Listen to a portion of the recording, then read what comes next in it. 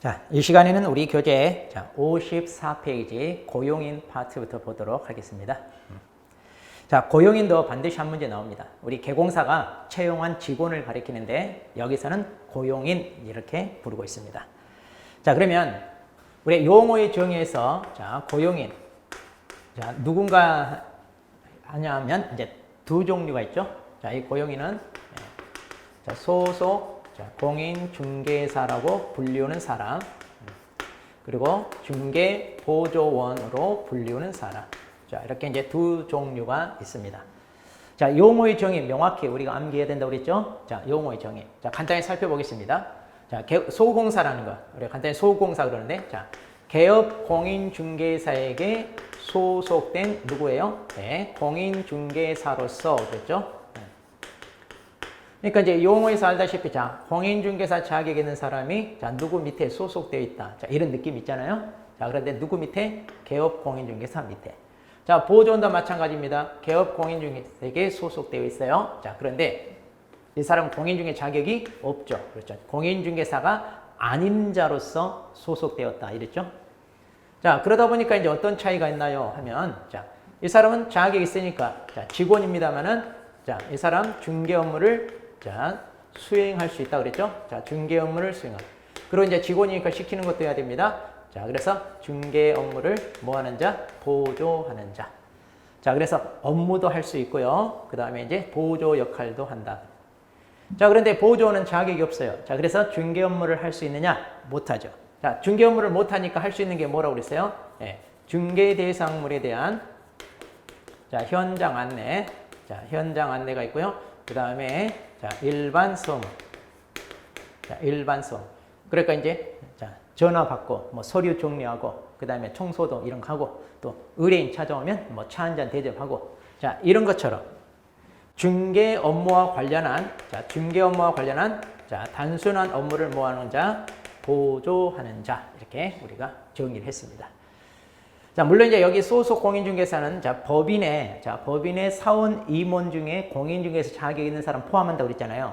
자, 그런데 고용인이라고 했을 때는 법인의 사원 임원 중에 자격이 있는 사람은 제외됩니다. 그들은 고용인이라는 말을 안 써요. 말 그대로 사원 임원. 자, 그런 표현을 쓰기 때문에 소공사 종류에 들어가는데 우리가 고용인이라고 했을 때는 이제 말 그대로 개업 공인자 밑에 소속된 직원을 가리킨다. 그 사람만 가리킨다. 이렇게 보시면 됩니다.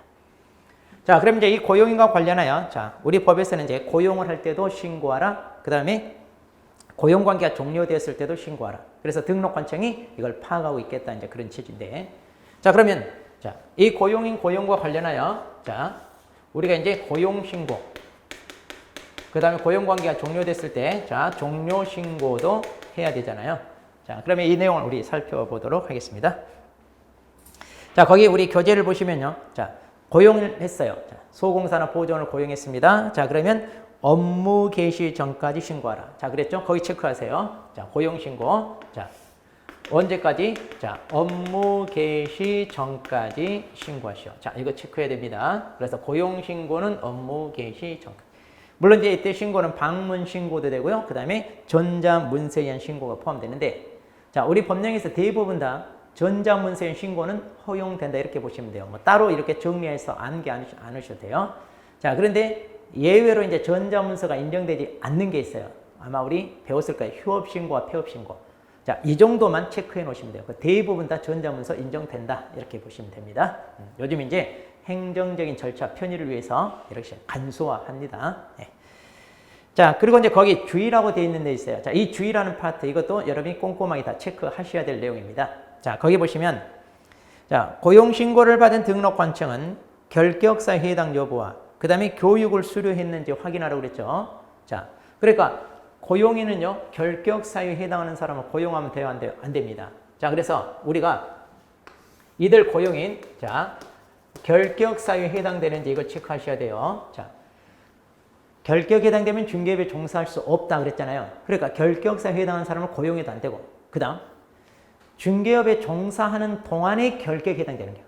그러니까 맨 처음에 고용할 때는 결격이 아니었어요. 중개업에 종사하다가 결격에 해당되면 어떻게 해야 된다? 2개월 이내에 해소해야 돼요. 자, 그래서 결격사유에 해당되면 자, 2월 내에 자, 그 결격 사유를 뭐 해라? 해소하라. 그런데 이걸 안 했어요. 그럼 결과적으로 개공사 어떻게 되더라? 예, 결과적으로 업무 정지 처분을 받는다 그랬어요. 그래서 업무 정지 사유가 됩니다. 물론 결격 사유자를 고용해도 마찬가지. 결격사를 고용해도 마찬가지. 자, 업무 정지 이렇게 됩니다. 자, 그랬으니까 이거 우리가 많이 봤어요, 앞에서. 네. 자, 그러면 이제 이들도 마찬가지 뭐 해라? 자, 교육을 받아야 되는데, 자, 이때 교육 수료해야 됩니다. 어떤 교육을 받나요? 소공사 같은 경우 받아야 되는 게 뭐예요? 자, 소공사가 받는 게 실무교육이고, 보존이 받는 게 뭐예요? 직무교육입니다. 직무교육.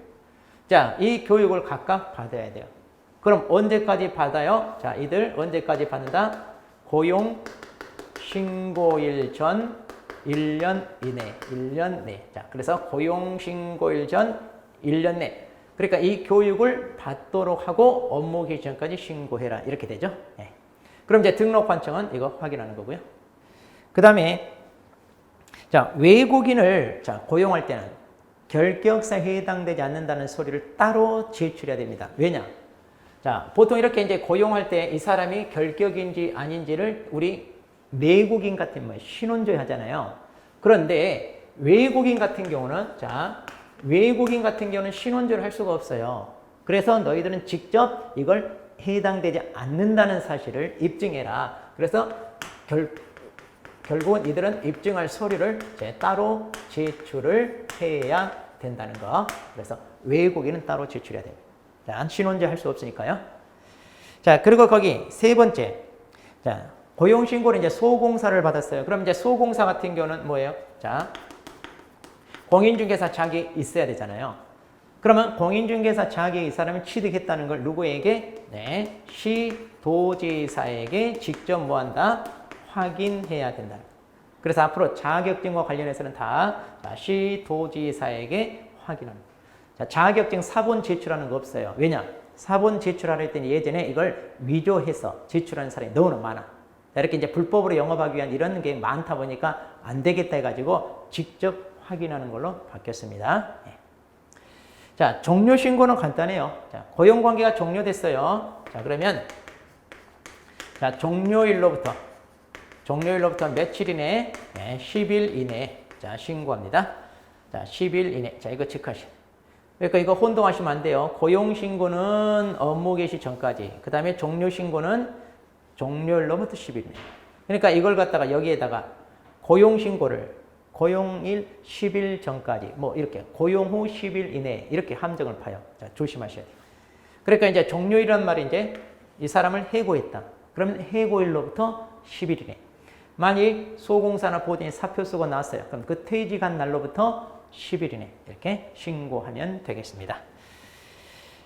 자, 그렇게 해서 이제 정리를 할 때, 자, 여기에서는 지금 우리 교재에는 나와 있지 않아요. 자, 우리 교재에는 나와 있지 않은데, 자, 우리가 이제 이론 마지막 정리하는 시간이잖아요. 그러니까 전체를 아우를 수 있어야 된다고 그랬어요. 그래서 예전에 골고루 해당 파트에서 배웠던 지식을 전부 종합해서 다시 한번 정리합니다. 자, 그러면 이런 고용신고, 종료신고를 자, 위반했어요. 자, 그러면 그 위반 시 제재가 뭐예요? 이 신고 위반했을 때. 자, 이거 직접적으로 우리 법에는 없어요. 그런데 뭐가 있냐?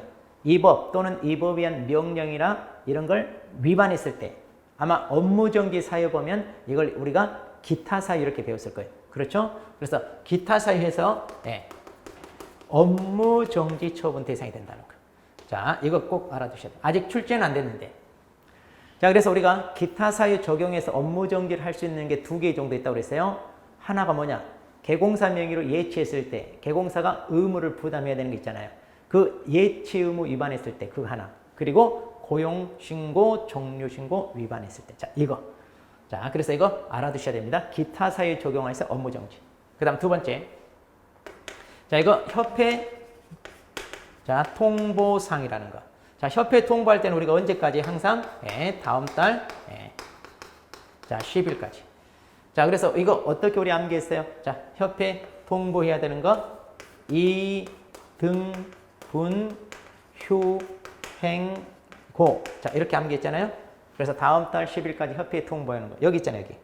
자, 그래서 고용인 고용신고 종료신고도 다음 달 10일까지 협회에 통보한다는 거. 자, 이거 이제 다 정리하셔야 됩니다. 자, 그 다음. 가끔 이제 소공사와 보존을 비교하는 문제 물어볼 수 있습니다. 그럼 이제 이들이 유사점은 뭐고 차이점은 뭐냐? 이거 여러분이 또 정리하셔야 돼요.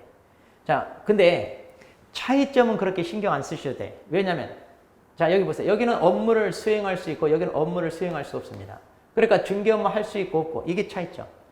업무를 하기 때문에 업무상 부담해야 될 의무가 있어요. 그러니까 여기는 의무도 부담하고, 여기는 그런 의무가 없고.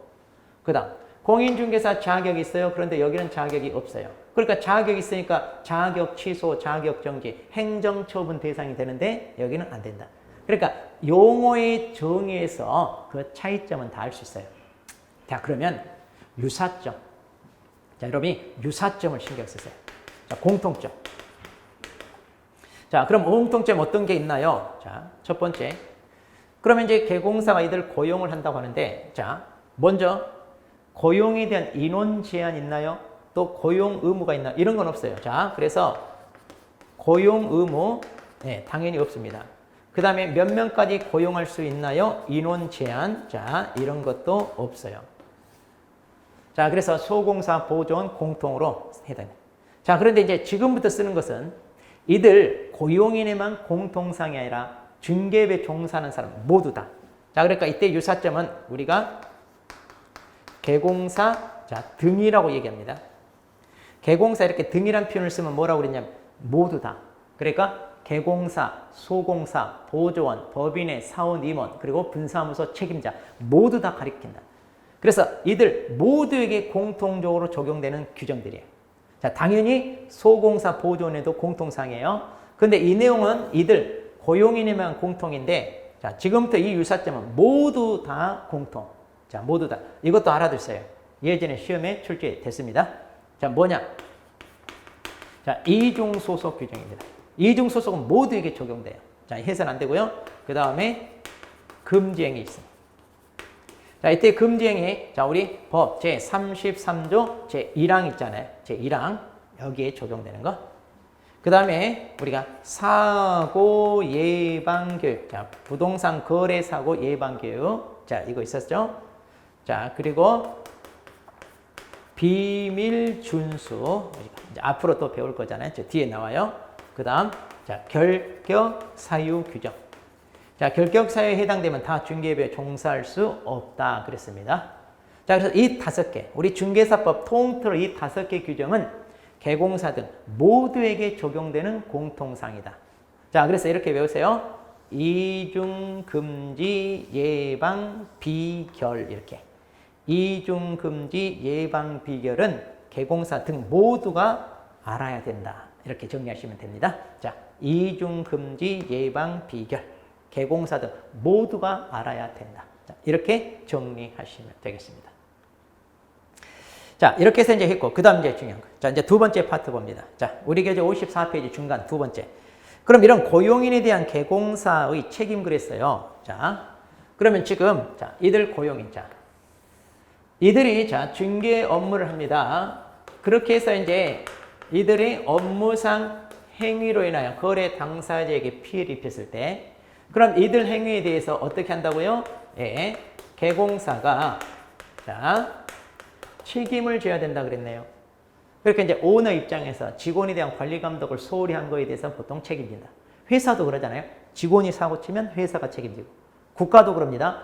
공무원이 실수로 우리 국민에게 피해를 입혔다. 또는 불법행위로 이렇게 피해를 입혔다면 국가가 손해배상 책임을 집니다. 마찬가지 직원이 잘못한 거에도 개공사 책임입니다.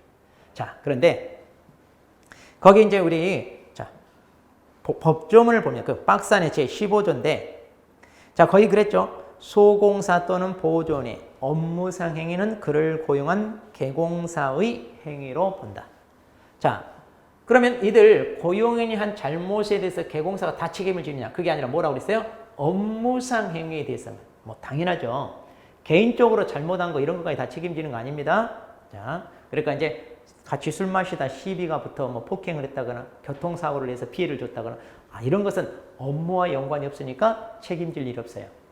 그런데 이제 업무와 관련된 행위를 했을 때 그거는 바로 개공사가 한 행위로 본다. 그러니까 이들이 한 행위는 곧 누가 한 걸로 본다? 예, 개공사. 이들이 한 행위로 뭐라고요? 본다라고 그랬어요. 본다. 본다는 뭐예요? 우리 간주 규정입니다. 자, 그러니까 이거 조심하세요. 추정한다가 아닙니다. 이것도 시험에 한번 나왔어요. 추정한다 이렇게. 자, 그래서 추정은 반증을 통하여 깨트릴 수 있는데 간주 규정은 그런 게 없어요. 그냥 인정이 되는 거예요. 그러니까 이들이 한 행위가 곧 개공사 행위가 된다는 얘기예요. 개공사 행위가 되기 때문에 개공사 너 책임져라 이렇게 되는 거예요. 그럼 이때 이제 우리 개공사가 책임을 져야 되는데 어떤 책임을 지나요? 자, 여기 세 가지가 있어요. 자, 민사 책임 있고요. 그 다음 두 번째 행정 책임 있고요. 그리고 세 번째 자, 형사 책임 있습니다. 그러면 이 고용인연 업무상 행위로 인하여 개공사가 이거 다 책임지는 사례가 발생하느냐? 예, 발생합니다. 그러니까 개공사는 고용인에 대해서 업무상 관리 감독을 잘 하셔야 돼요. 그래서 이제 교육도 단단히 잘 시키고 사고 치지 않게끔. 자, 그런데 이제 매번 24시간 감시할 수는 없죠. 그러니까 한계는 있습니다. 어쨌든 피해를 입은 당사자를 보호하기 위하여 자, 이렇게 개공사가 책임을 지게끔. 자, 그러면 거기 이제 민사 책임부터 하나하나 있습니다. 자, 이거 하나의 사례를 가지고 정리합니다. 자, 갑이 이제 개공사입니다. 자, 그런데 이 갑이 자, 을이라고 하는 자, 소공사를 고용을 했다고 해보시죠. 뭐 보존이라고 해도 크게 상관없고요. 자, 그런데 A와 B 두 거래 당사자 사이의 거래를 자, 이 소공사가 개입을 했습니다. 그러니까 이제 소공사가 이 거래 당사자 사이의 거래를 중개하면서 자, 이면 자, 매매를 한번 중개해 봅시다. 자, 이면 매매를 중개하는데 알고 봤더니 이 이면가 자, 개발 제한구에게 묶여 있어요. 그런데 이걸 계약을 성사시킬 의도로 이게 곧 풀린다더라. 그래서 이게 풀린다고 이제 개발이 된다고 하면 땅값이 뛰니까 이거 거래하자. 그러면 당신 많은 차익을 남길 것이다. 이런 식으로 취득 의뢰인을 속여서 자, 이걸 이제 우리가 거짓된 언행으로 의뢰인의 판단을 그르치게 하는 행위. 기억나시죠? 그렇죠. 금지행위. 자, 그래서 자, 이렇게 이제 자, 거짓된 자, 언행으로 의뢰인의 자, 판단을 그르치게 한 행위. 이게 이제 뭐냐면 금지 행위가 되잖아요. 자, 그럼 이 행위를 통하여 의뢰인에게 피해를 입혔을 때 자, 이 사례를 가지고 이걸 설명합니다. 자, 그러면 이제 이 말을 듣고 아, 이거 좀 수익이 나겠구나. 그렇게 해서 이제 토지를 매수를 했는데 평당 5만 원짜리를 한 많은 차익을 남기고 비싸게 되팔 수 있다는 생각에 샀는데 알고 봤더니 10만 원 주고 산 거예요. 근데 이 10만 원의 계약을 진행시키면서 이거 100만 원까지도 뛸 수 있다. 이렇게 거짓말하니까 이 토지를 10만 원에 구입했습니다. 그러다 보니까 원래 5만 원에 해당되는 토지를 10만 원이니까 2배 주고 샀잖아요. 자, 그렇게 해서 이제 만일 손실이 자, 한 3천만 원 정도 자, 금전적인 자, 손해가 발생했다고 합니다. 자, 그럼 이렇게 3천만 원 금전적 손해 발생했어요. 자, 이게 이제 뭐냐? 민사책임. 민사책임이라고 하는 이제 금전상 손해배상 얘기하는 거예요. 자, 그럼 이제 이렇게 손해를 입은 사람이 이제 자, 거기에 대해서 배상 청구를 하겠죠? 자, 내용을 보겠습니다. 첫 번째 1번. 자, 고용인의 업무상 고의 과실로 거래 당사자에게 이렇게 재산상 손해를 입혔어요. 그랬을 때는 불법 행위로 이제 배상 책임을 지는데 그 배상 책임을 어떻게 지느냐? 자, 첫 번째 동그라미 2번입니다. 개공사는 자신의 고의 또는 과실이 없는 경우에도 배상 책임을 진다 그랬죠? 자, 거기다 쓰세요. 밑에다. 자, 무슨 책임? 이것을 우리가 무과실 책임이라고 해요. 그러니까 개공사는 여기에 개입하지 않았어요.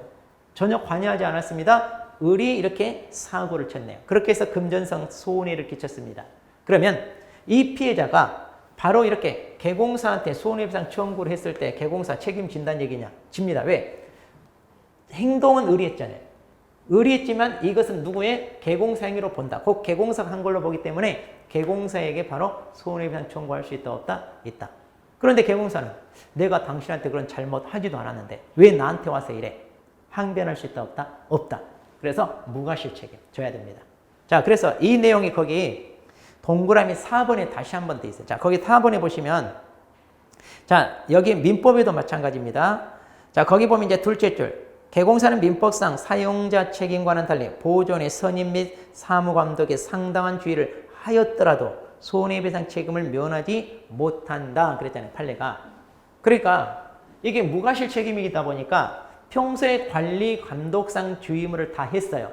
그래도 책임을 집니다. 그래도. 자, 그래서 민법의 사용자 책임은 오너 입장에서 관리 감독했다면 면책이 있거든요. 근데 여기는 그게 없어요. 왜? 의뢰인을 더 폭넓게 보호하겠다. 그 취지에. 그래서 아예 뭘로? 개공사 한 행위로 본다. 이렇게 해서 책임을 지게 합니다. 자, 그런데 거기 동그라미 3번에 보면 그럼 이제 이 피해를 입은 의뢰인은 개공사와 고용인에게 선택적 또는 공동으로 손해배상 청구를 할 수 있다고 그랬죠.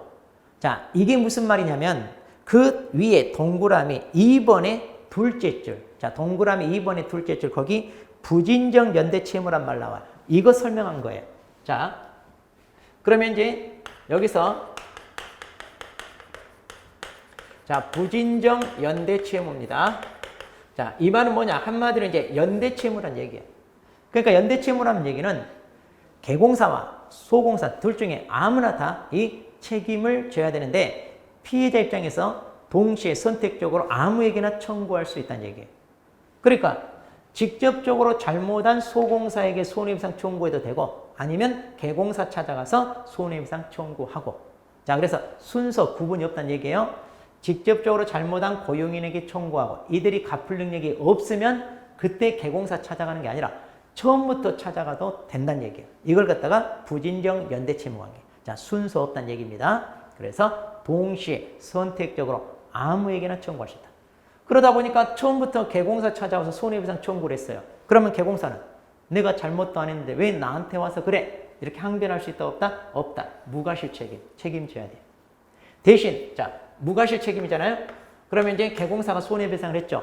자, 그럼 그 밑에 자, 거기 이제 자, 우리 동그라미 5번 있잖아요. 자, 동그라미 5번에 보면 너가 잘못해서 손해배상해야 될 걸 내가 대신했으니까 너 그거 물어내 하고 뭐 할 수 있다? 예, 구상권 행사할 수는 있습니다.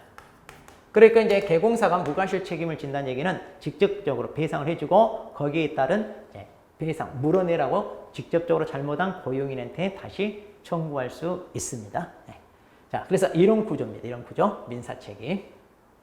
자, 그 다음에 이제 두 번째 행정책임입니다. 자, 우리 교재 넘기셔서 자, 55페이지 봅니다. 자, 행정책임이라는 것은 뭐냐? 말 그대로 행정적인 책임을 진다는 얘기예요. 자, 그게 뭐냐? 이러한 법 위반 행위를 저질렀잖아요. 그럼 이 법 위반에 대해서 우리 법에 뭐라고 되어 있냐? 자, 이게 임의적 등록 취소 사유. 임의적 등록 취소 사유는 자, 등록 취소 처분을 하든가 아니면 업무 정지 처분을 하든가 둘 중에 하나 하는 거잖아요. 자, 이 금지 행위가 임의적 취소 사유입니다. 그런데 이러한 등록 취소 업무 정지를 직접적으로 잘못한 고용인에게 할 수는 없어요. 그래서 어떻게 한다? 너 책임져라 해가지고 개공사한테 이 처분을 한다는 얘기예요. 자, 그래서 행정책임. 그러니까 개공사가 자, 등록 취소나 그 다음에 자, 업무 정지와 같은 이런 행정 처분을 얻어 맞는 거예요. 그러니까 불똥이 지금 개공사한테 튄다 그 얘기입니다. 자, 그래서 개공사는 금전상 손해배상 해야죠. 행정 처분까지 얻어 맞아요. 자, 근데 여기서 안 끝나. 형사 책임도 있습니다. 자, 그러면 이 소공사, 이 고용인이 저지른 잘못이 자, 금지행위입니다. 거짓 때문에. 그런데 이거 위반 행위는 우리 법에서 1년 이하의 징역 또는 1,000만 원 이하 이렇게 형벌 사유에도 해당이 됩니다. 그럼 이런 형벌은요, 직접적으로 잘못한 고용인에게도 부과가 됩니다. 그래서 이 소공사에게 1년 이하의 징역 또는 1,000만 원 이하 벌금, 자, 이렇게 재판을 통하여 선고가 이루어집니다. 그럼 이제 이렇게 고용인이 형벌을 받게 되면 개공사 너도 벌 받아라. 그래서 개공사에게도 형벌이 부과된다는 얘기예요. 자, 그렇게 해서 이제 개공사에게 형벌이 부과되는데 이때 어떤 형벌을 부과받게 되느냐. 자, 거기 보시면 거기 동그라미 번 하나, 둘, 셋째, 넷째 줄 보세요. 자, 거기 마지막 넷째 줄 보면 해당 조에 규정된 벌금형 관할. 맨 마지막 줄 있잖아요. 자, 거기 동그라미 1번에 맨 마지막. 거기 밑줄 하세요. 해당 조에 규정된 벌금형. 그러니까 지금 이 위반행에 대해서 규정하고 있는 형벌이 이거. 1년이야, 1,000만 원이야. 그럼 여기서 규정된 벌금형이 얼마예요? 자, 1,000만 원이야. 자, 그래서 해당 조에 규정된 벌금형. 자, 이걸 부과받는다. 자, 직접적으로 잘못한 고용인도 형벌을 받고요. 개공사도 자, 형벌을 부과받아요. 둘 다 형벌 부과받는다. 그래서 이 형사 책임을 뭐라고 부르느냐? 양벌규정 이렇게 얘기합니다. 자, 그래서 형사 책임을 양쪽, 자, 양쪽 둘 다 벌받는다. 그러니까 이 양벌규정은 민사나 행정에 해당이 안 돼요. 형사 책임에만 해당합니다. 이거 조심하세요. 양벌규정은 형사 책임. 자, 그래서 이제 개공사도 이렇게 벌금형을 받게 된다는 거. 자, 근데 여기는 이제 예외가 있어요. 거기 동그라미 2번에 면책 규정이 나와요. 자, 뭐냐? 평소에 개공사가 이 고용인에 대해 관리 감독을 잘 했어요. 그래서 교육도 단단히 시켰어요. 그랬는데 가서 사고 쳤네. 자, 이것까지 다 책임지라. 이것은 좀 가혹해요. 왜냐하면 그것은 어때요? 범위를 벗어나. 아무리가 철저히 관리 감독한다고 하더라도 24시간 쫓아다니면서 할 수는 없어요. 그러니까 우리 입장에서 어느 정도 할 수 있는 선에서는 어때? 했다면, 충분히 그 역할을 했다면 그때는 당연히 책임을 면하게 해야 돼요. 자, 그래서 이 양벌 규정, 이 형사 책임은 이게 면책 규정. 그래서 이걸 갖다가 우리가 과실 책임 이렇게 얘기합니다. 그러니까 평소에 관리 감독상 규율을 게을리 했다면 이렇게 양벌 규정 적용받고, 만일 게을리하지 않았다면 적용되지 않는다는 얘기예요. 자, 이것 꼭 구분하세요. 민사 책임은 평소에 관리 감독을 잘 했어요. 그래도 여기는 무과실 책임이니까 책임져야 돼. 그런데 형사 책임은 과실 책임입니다. 관리 감독상 규율을 게을리하지 않았다면 책임 안 져요. 이거 구분 잘 하셔야 돼요. 자, 그런데 이제 관리 감독상 규율을 게을리 했다면, 그러니까 잘못한다는 거 알고 어느 정도 묵인하거나 자기도 동조를 했거나 이런 식으로 어느 정도 개입이 됐다든가 그랬을 때는 당연히 책임을 지겠죠. 자, 그러면 벌금을 받았는데, 자, 만일 이 벌금이 300만 원 이상이라고 해봐요. 자, 그럼 어떻게 되느냐? 우리 결격사유 파트에서 배웠죠. 중개사법을 위반하여 300만 원 이상 벌금을 받게 되면 뭐가 돼요? 결격, 3년간 결격이 됩니다. 그러면 개공사가 결격이 되면 그 결과로 어떻게 돼요? 등록이 취소됩니다. 그러죠? 자, 근데 여기에 대해서 판례가 하나 나왔어요. 그 판례가, 자, 거기 동그라미 3번입니다. 자, 55페이지 동그라미 3번. 자, 이렇게 300만 원 이상 벌금을 받으면 결격이 되는데, 양벌 규정으로 벌금을 받은 경우는 이 결격사에 적용해서 제외된다. 그러니까 이 300만 원 이상이 양벌 규정이 받았다면 결격사유가 안 되고 따라서 등록 취소되지 않는다. 자, 그 얘기입니다. 아주 중요한 판례입니다. 그러면 무슨 얘기냐? 예, 벌금은 받는다는 얘기예요. 그러니까 고용인이 잘못한 것 때문에 개공사도 어때요? 거기에 대한 책임을 지기 위해서 벌금을 받았다면 여기서 이미 책임을 졌어요. 그런데 이걸 결격을 해서 등록까지 취소한다. 이건 이중처벌 될 수 있어요. 너무 가혹해. 자, 그러니까 그냥 벌금 납부한 걸로 끝내자, 그 얘기입니다. 자, 이거 아주 중요한 판례입니다. 그러니까 개공사가 개인적으로 잘못해서 벌금을 300만 원 이상 받았다면 당연히 결격이 되겠지만 양벌 규정으로 받은 경우는 여기에 적용하지 않겠다. 이렇게 되는 겁니다. 네. 자, 그래서 이 판례 꼭 알아두셔야 돼요. 자, 그래서 형사 책임이 물어볼 만한 내용이 많아요. 이렇게. 네. 자, 그러면 방금 봤죠? 소공사 이 하나의 행위, 이 하나의 잘못된 행위로 민사, 행정, 형사 책임 모두 다 질 수 있어요. 이 책임을 다 질 수도 있습니다. 그러니까 개공사 입장에서는 고용인에 대해서 관리감독상 주의무가 중요합니다. 자, 이렇게 해서 이제 이 고용인 파트에서 한 문제 나옵니다. 많게 나오면 두 문제 나옵니다. 주로 이제 여기 고용신고 파트에서 나오고요. 그 다음 여기 이런 사례를 가지고 낼 수도 있어요. 자, 이거 잘 알아두셔야 됩니다. 자, 그러면 이제 우리 교재, 자, 56페이지로 가서, 자, 인장 등록 파트 보겠습니다. 자, 이 인장 등록 파트는 간단합니다. 자, 인장 등록입니다. 자, 우리가 사용할 도장 하나를 등록을 하고 그 등록된 인장, 이것만 사용하라. 이런 걸 보통 우리가 사용인감 그래요. 특정 업무를 위해 사용하기 위해서 만든 도장. 자, 이렇게 하는 취지는 뭐냐? 이 일 처리를 남에게 맡기지 마라. 본인이 직접 하라 이 말이에요. 만일 본인이 하지 않고 남에게 맡겼어요. 그 도장이 찍혀 있어요. 그럼 본인이 그 일 처리하지 않았다 하더라도 그 일에 대한 책임을 지게 하겠다. 그런 얘기입니다. 자, 그래서 이제 단속 차원에서 이제 하는 건데 내용은 얼마 안 돼요. 간단합니다. 자, 그래도 한 문제 꼬박꼬박 나옵니다. 자, 여러분들 이거요. 그 목차 위주로 쭉 정리를 하시면 될 것 같아요. 자, 먼저 인장 등록 의무자. 누가 이걸 감당하나요? 자, 거기 보시면 자, 동그라미 1번 밑줄 하세요. 개공사 및 소공사. 그러니까 중개 업무를 담당하는 사람이 당연히 해야 됩니다. 자, 그래서 의무자는 누구라고요? 자, 개공사와 그 다음에 누구? 소공사. 그럼 여기서 우리가 알아야 될 것. 예, 그렇죠. 자, 보조원은 인장 등록 의무가 있다, 없다? 없다. 왜? 중개 업무를 못하기 때문에 도장 찍을 일도 없다. 그 얘기죠. 자, 그 다음에 시기. 그럼 이거 언제 해야 되나요? 자, 그 바로 옆에 나와 있습니다.